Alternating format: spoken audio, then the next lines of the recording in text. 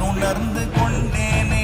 ஓம் நமச்சிவாய ஓம் ஓம் நமச்சிவாய ஓம் நமச்சிவாய ஓம் ஓம் நமச்சிவாய ஓம் நமச்சிவாய ஓம் ஓம் நமச்சிவாய ஓம் நமச்சிவாய ஓம் ஓம் நமச்சிவாய.